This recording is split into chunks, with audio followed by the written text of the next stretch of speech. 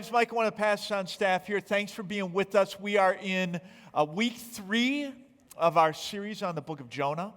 And if you're new today or if you've been gone for a couple weeks, don't panic. The concept, the way we're doing this, it's really easy to follow.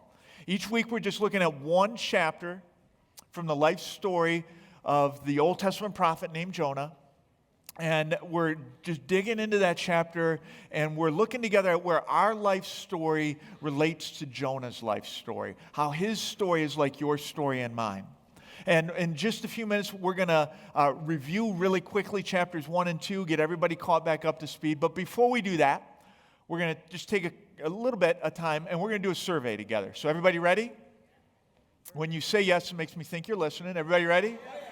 Yes. All right. So anybody in the room, at some point in time in their life, they've had parents. Okay? Most of us, a few test tube babies out there, okay?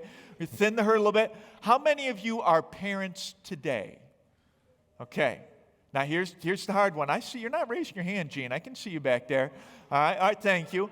Now, this is the hard one. Be honest, you're at church. For some point in time, even if it was just a little bit, how many of you have lost a child? They got away from you, okay? That's all right. Keep your hand, raise your hand proud, right? All right? Now, those of you with your hands down, quit judging those of us with our hands up, all right? They're quick. It's not that hard to lose a child. My wife and I only have 2. We've managed to lose them both at one time or another. One of the times we lost our son Michael, and it's easy for me to tell this story because I wasn't there. My wife lost him, all right? She had Michael. She's out shopping with her sister, and they're in the store. They've got him in that little umbrella stroller kind of thing, and they're wheeling through women's clothing. And with no indication that he had plans to do anything, 2-year-old Michael jumps up out of the stroller and just bolts, just takes off, you know. And here's the thing, when you're 2 and you're fast and you're short, like your head's below all the clothing racks, you can disappear really quickly. So he jumps out of the stroller, makes his mad dash for freedom, and he is gone. Nowhere to be found, gone. Like, get on the PA, announce we have a missing child in the store, gone. All the staff drop what they're doing. They start searching the store for this missing child. And so my wife is like this dual thing going on where on one hand she's trying to choke down the panic, but she's the kind of gal who springs into action. So she tells her sister, you go and work with the store staff, find Michael. And she gets to the front door where she posts up because she's making sure nobody else finds his kid and tries to sneak out with him, right? It's just, if you're a parent and you've ever lost a child, when you're in that moment, all these emotions just start welling up inside of you. All of these scenarios start running through your brain about where is your kid and are they okay and who's going to find them. And in that moment, more than anything else, you just want your child to come back. You want to know they're safe. You want them to be okay. But you just want your child to come back.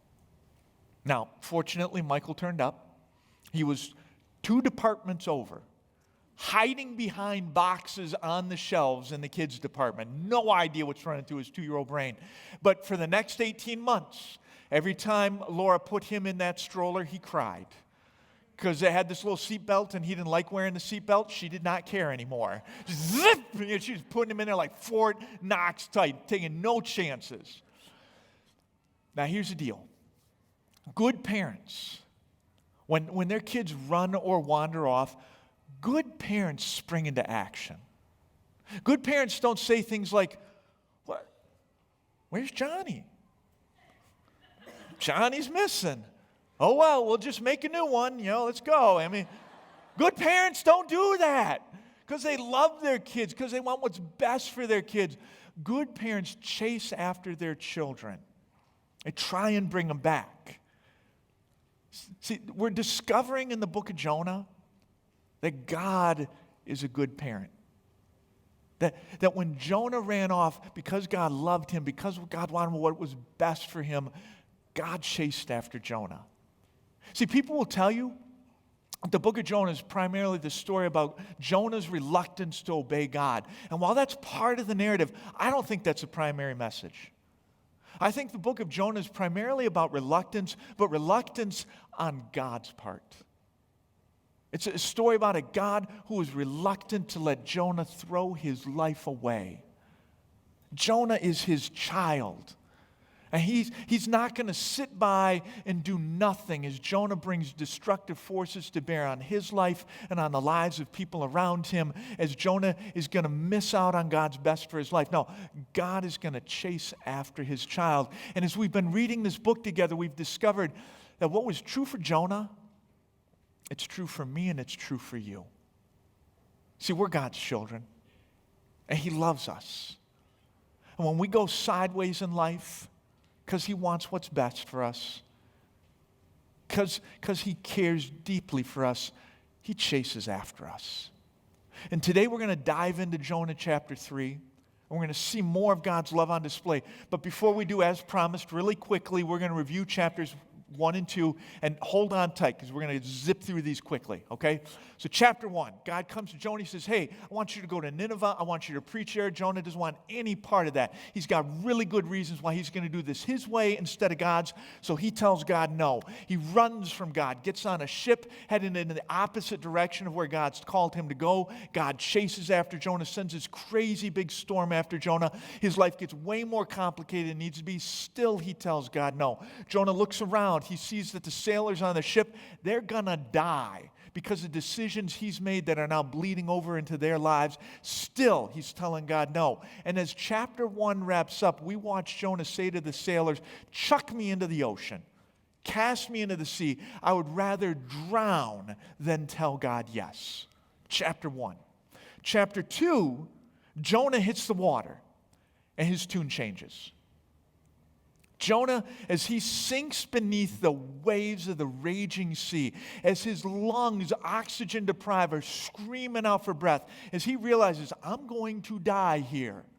Jonah, this guy who wanted nothing, he had no interest in praying. He wanted to talk to God at all in chapter 1. In chapter 2, he gets really chatty with the Lord, right? All of a sudden, he's crying out to God for help, and God meets him. As Jonah is sinking beneath the waves, he cries out to God for help, and God sends the great fish to keep him from drowning. Inside of the belly of the great fish, Jonah cries out to God for mercy and grace and forgiveness, and God sends all of them. In Jonah chapter 2, we see that no matter how deep a person's brokenness may run, that God's grace always runs deeper. And that's where chapter 3 picks up. Chapter 3 starts like this. It says, then the word of the Lord came to Jonah a second time. Go to the great city of Nineveh and proclaim to it the message I give you. Now, if you're here today and you've ever run from God and you've come back, this should be so encouraging to you. The way this starts, it should scream encouragement to you, just like little kids, right? We got to do something about that wall, all right? So, but I mean, seriously though, if you've ever run for God, especially if you're running, if you've gone to some deep, broken places, if you've gone to some dark places as you've run from God, this is reminding you and me, the God of the Bible is a God of second chances. He's a God of second chances, and we need to hear that, because so often when we've gone running, we've gone to these broken places, we've gone into deep darkness, we can get this idea in our heads. We can get broken in our thinking. We'll come back to God, but we'll think, I don't know. I mean, sure, I'm forgiven, but is God really going to ever do something significant with me? We get to this place where we think, okay, yeah, God's restored me to safety, but I've blown it as far as usefulness goes.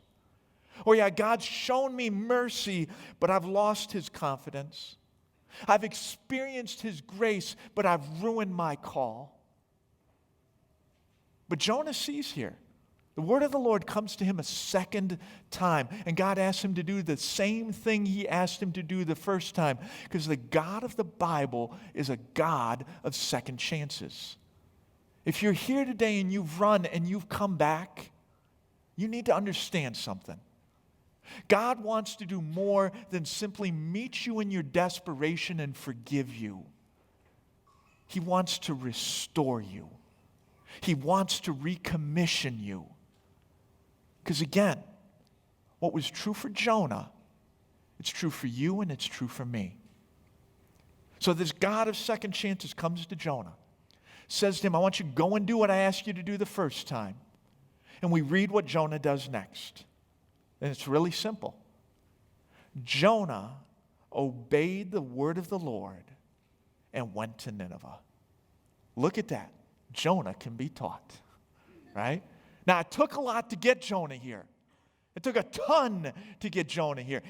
He's got to get called. He's going to tell God no. He gets to deal with all the spiritual and emotional anxiety that living in rebellion creates. He runs from God. God sends a storm and chases after him. He's got to watch people around him hurt because of his decisions. He's cast into the sea. He nearly drowns. He's swallowed by the great fish. He exits the fish. That's a lot.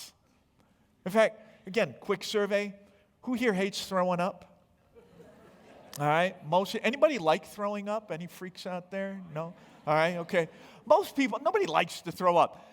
There are certain people who have just a greater aversion to puking than the normal population. My wife is one of those people.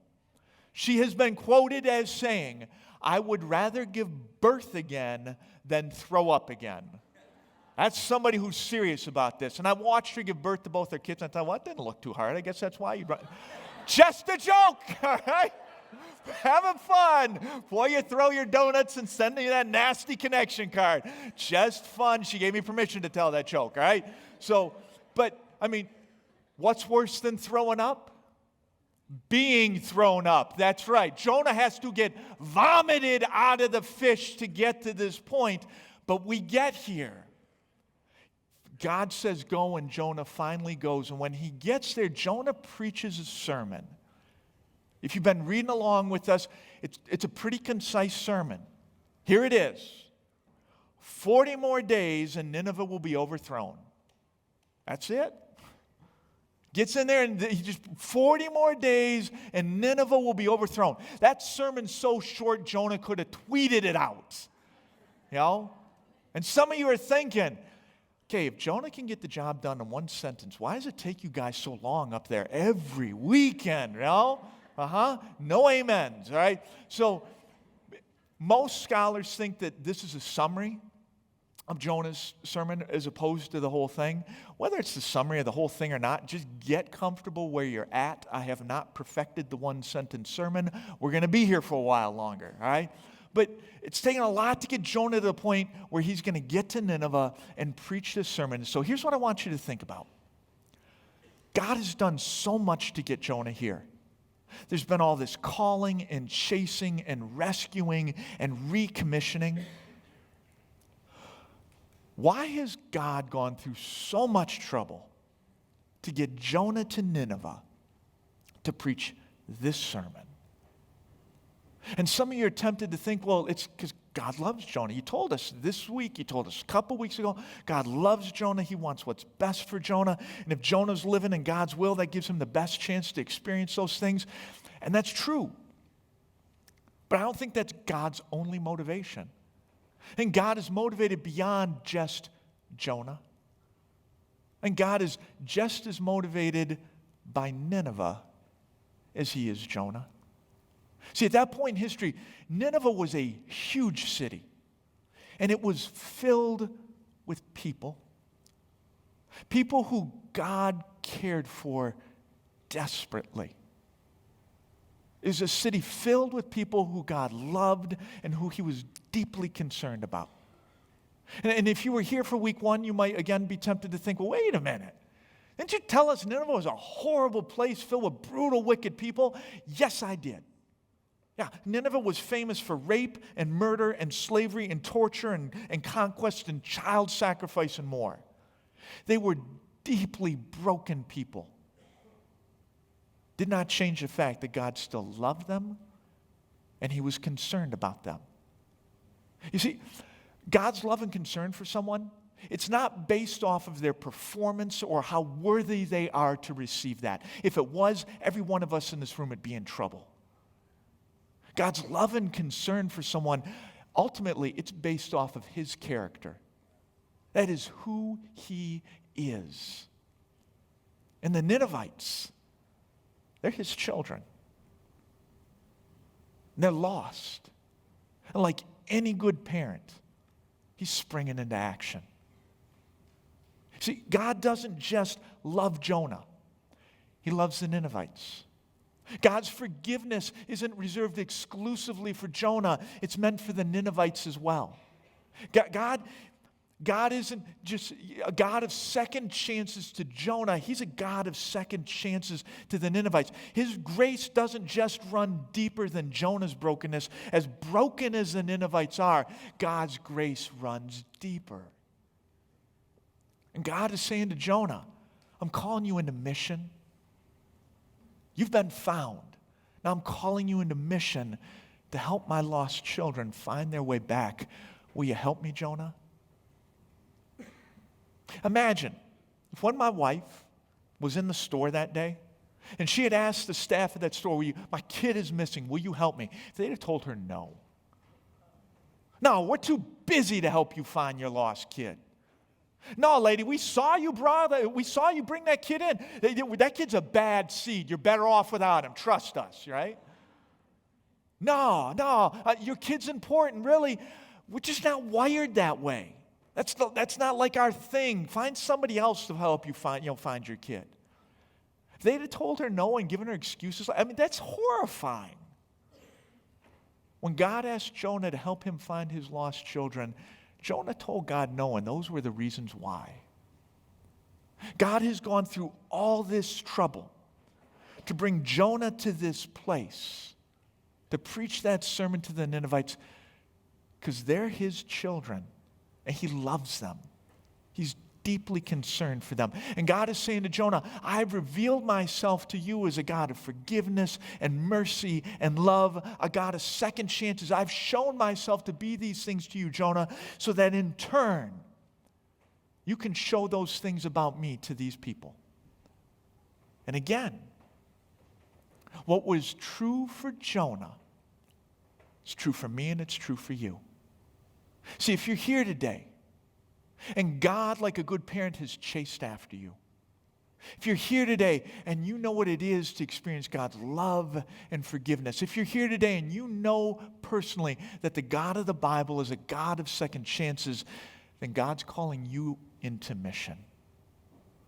God is saying to you and me, I've revealed myself to be all of those things to you so that you in turn can reveal that I'm all of those things to people around you.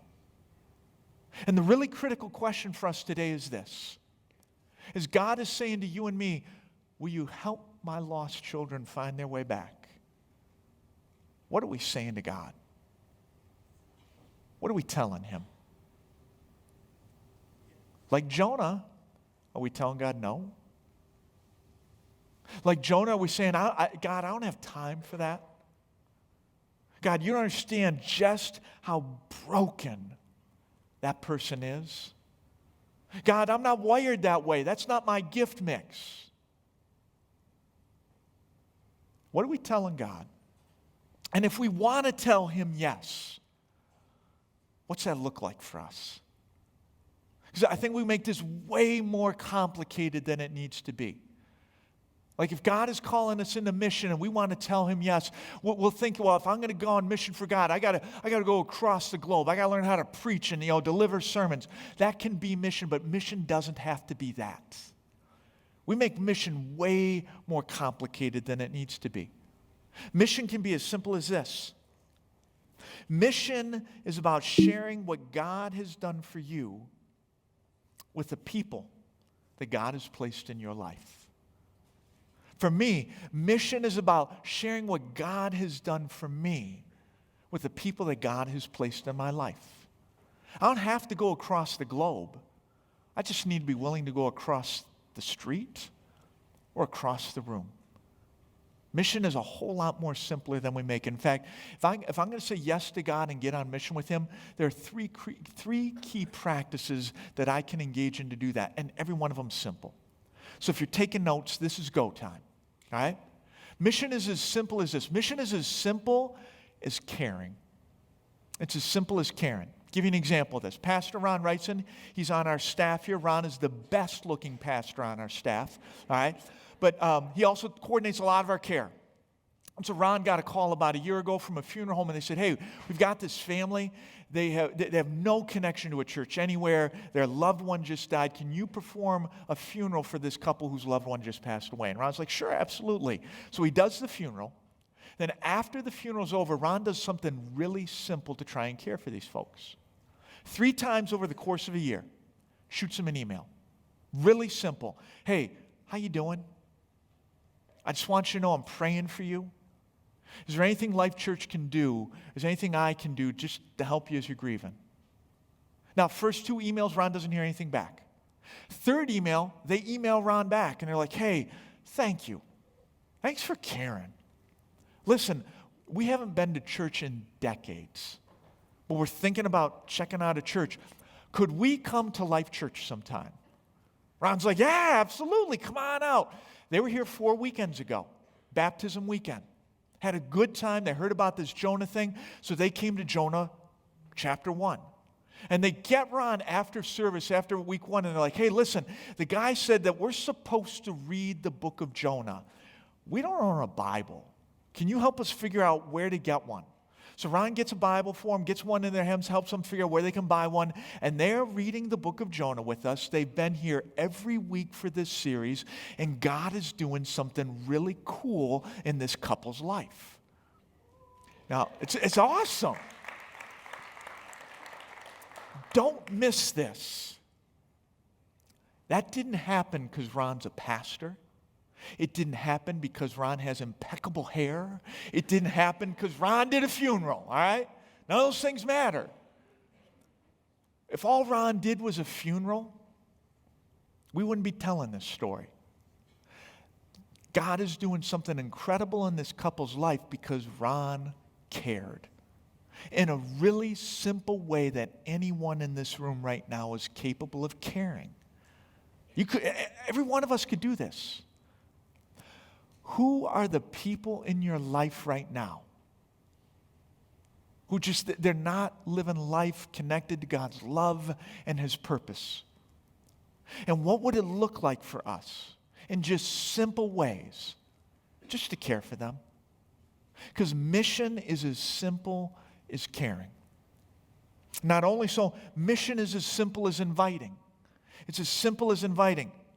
You know, we talk about this idea of, if I'm going to get on mission, I'm going to share with people around me the good things that God has done in my life. For some of us, we hear that and we grip, we panic. We're like, I'm not a communicator, I'm not a preacher, I can't do that kind of thing. Look, if you want to share God's goodness with people around you, one of the best ways to do that is invite them here.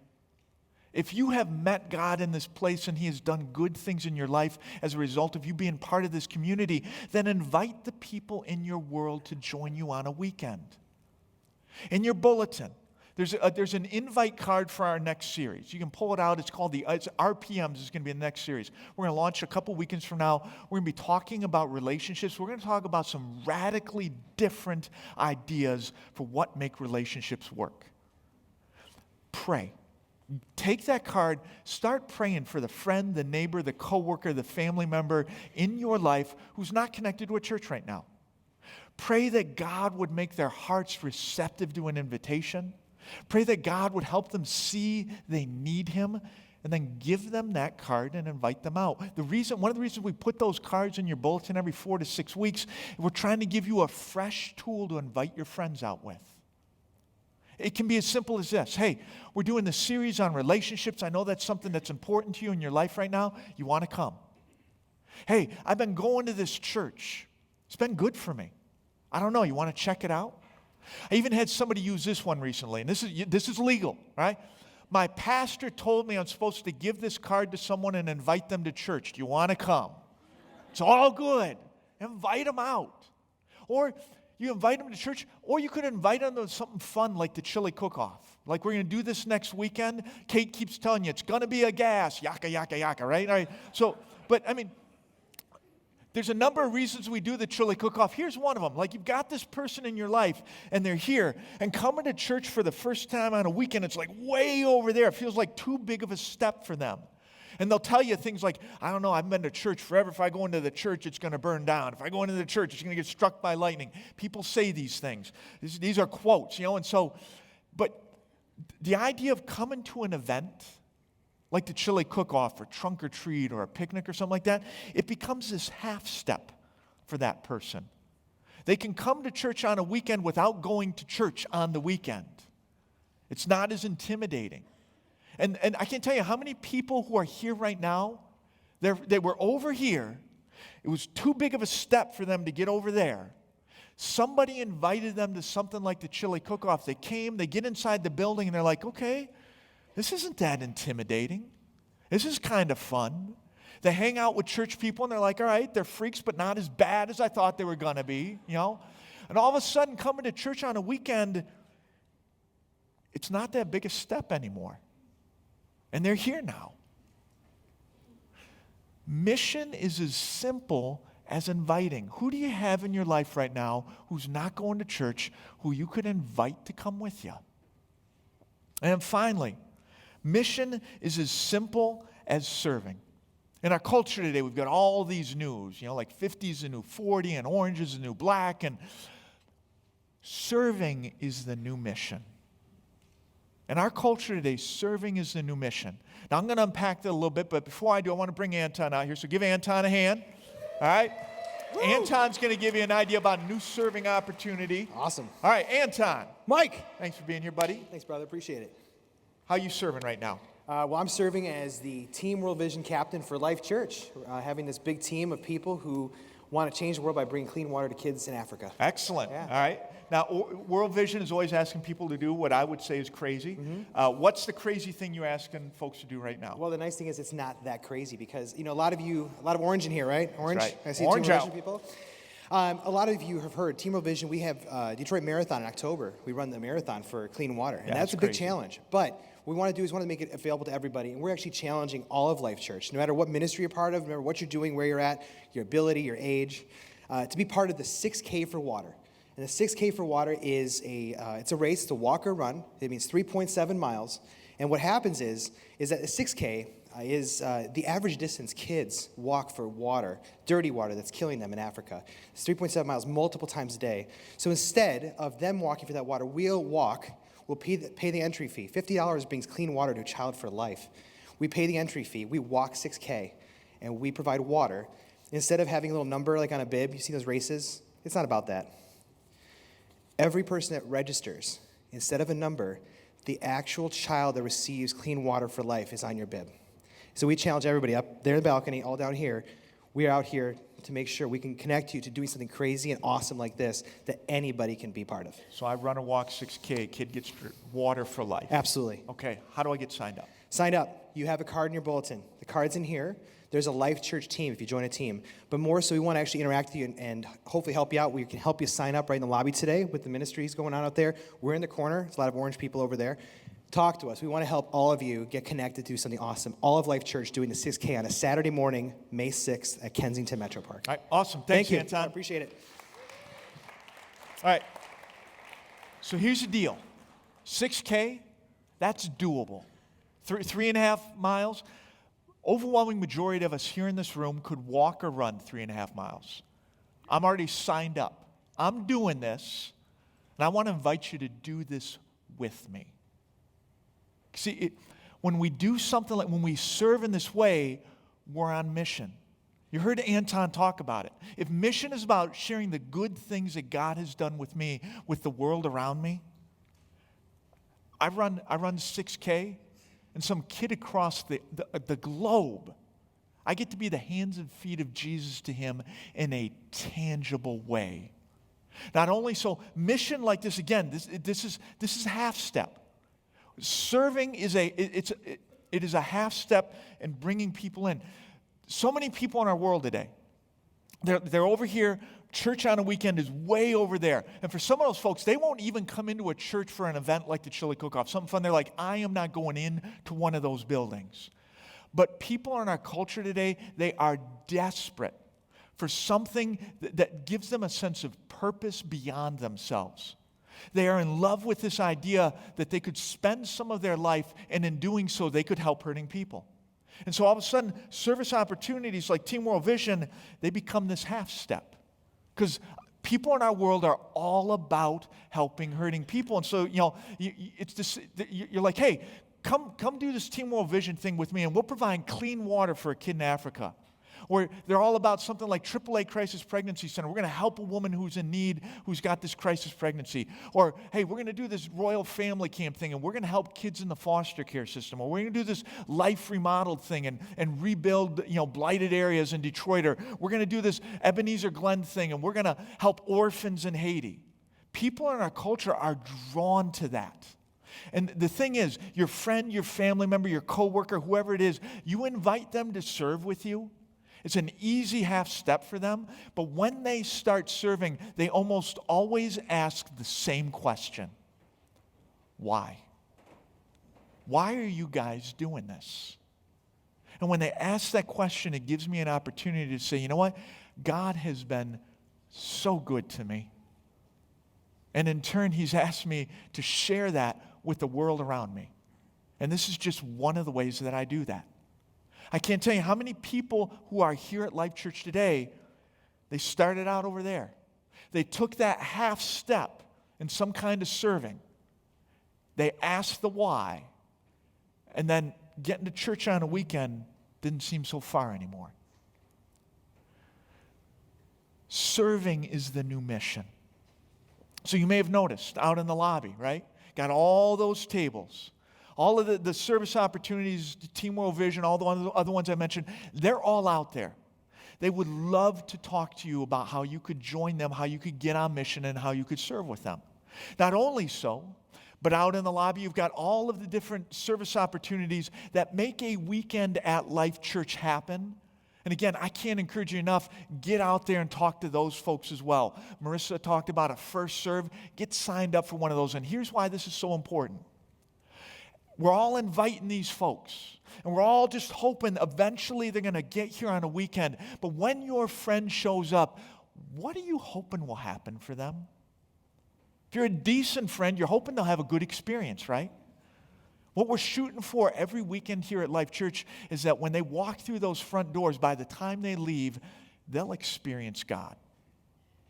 That happens when all of us are pitching in to make a weekend take place. And so as I'm serving on a given weekend, I'm trying to make that experience possible for your friend. When you're serving on a given weekend, you're making that experience possible for my friend. If you've been coming to Life Church for a while, if this is your church home, and all you've been doing is coming and consuming, this weekend is go time for you. We're going to end the service early. Get out there, get signed up for a first serve, and begin to explore what it would look like for you to contribute. Because God didn't just want to meet you in desperation and forgive you. His plan was to restore you and recommission you. All right, back to Jonah. We're going to wrap this thing up. So Jonah goes to Nineveh, preaches his little sermon, and this crazy thing happens. We read that the Ninevites believed God. They believed God, and they turned to God from the least of them to the greatest of them. As Jonah 3 wraps up,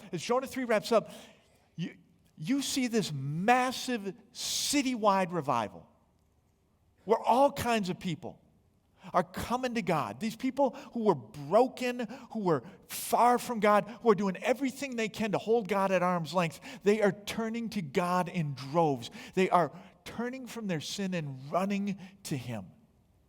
They're getting humble. They're getting honest with themselves and with God. They are climbing down from the thrones of their hearts and making room for God there. And you see this massive revival take place because Jonah finally gets to this point where he says yes to God and mission. and tries to help God's lost children find their way back. You see, powerful things happen when people who are found go out and try and help people who are lost become found themselves. Powerful things happen when found people try and help find people. What was true for Jonah, it's true for you and me. Every one of us in this room, we have people around us in our lives. They live next door to us. They work with us. We're related to them. We're friends with them. They're God's children. And every one of us has people in our lives who are living outside of God's love and purposes for their lives. And God is asking those of us who would say we have known the God of second chances, He's saying, hey, will you help my lost children find their way back? We can tell God yes. And it doesn't have to be that complicated. Because mission is as simple as caring. It's as simple as inviting. It's as simple as serving. And when we'll do that, when found people try and find people, God does powerful things in those individuals' lives. Would you stand with me, please? As we wrap things up today, again, we're going to just try and get folks out of here early so you can get out there into the lobby, check out different service opportunities. We're going to have one more song. We're going to receive our offering at that time. But before we do, we want to give you an opportunity to interact with God. We've got all different kinds of folks coming to Life Church. Some of you are here today and you're still running. Like Jonah, you're still doing it your way. You got all these reasons for why your way is better than God's. And I get that. I have been there. And you may be here today and you may be running. You may not be done running. And if that's the case for you, I want you to know this is a safe place. We want you here. We want you to ask your questions. We want you to try and figure this God thing out. Please keep coming. At the same time, though, there are some of you that you're here today and you've been running. You've had enough of that.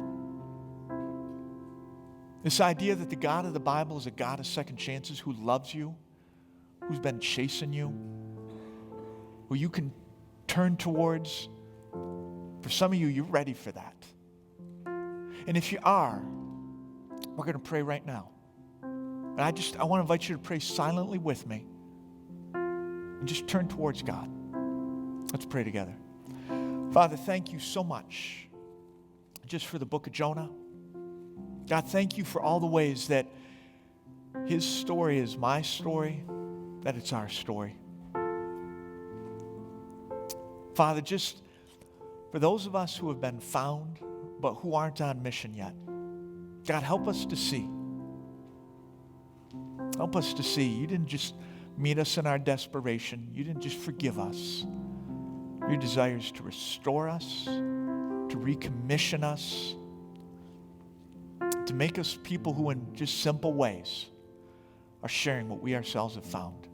And God, there are some of us that we're here today, and like Jonah, we've been running. And we've just had enough.